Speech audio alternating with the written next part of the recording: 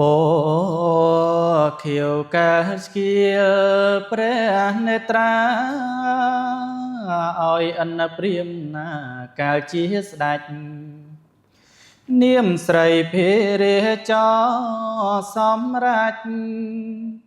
ឲ្យបានសារពេចសាងស្ដាចាពោលឿងកាលអាសាញ់ធ្វើមៀងបិណ្ឌលុនអង្គព្រះពុទ្ធបដិមា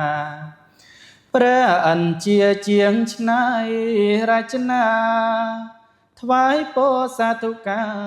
ពេញផែនដីក្រហមជាពឈាមបេះដូ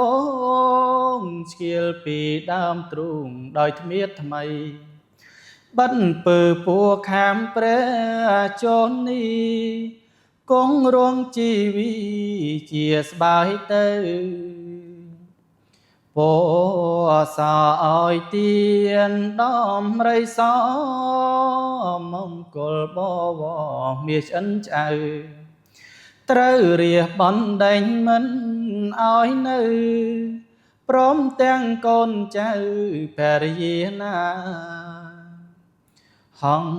សស្បាតលោហិតសាចម៉ាំងសាំង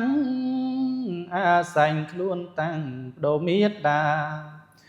កាលយ៉ាងវាចាប់បរិភោគក្តាជីវិតមេត្តារស់វិញថ្មីផ្លេកពនរាយកាលជាទុនសា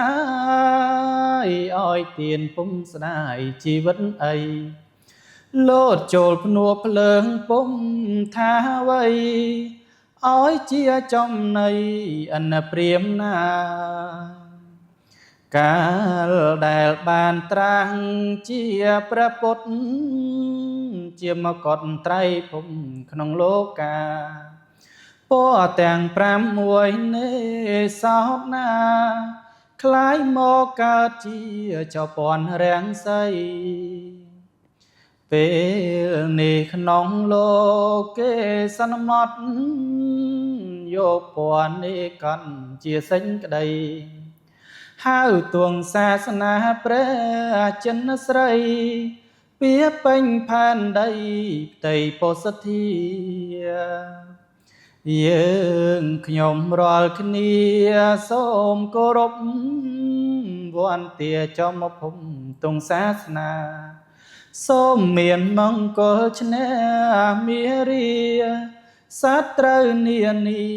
ក្នុងភព3សូ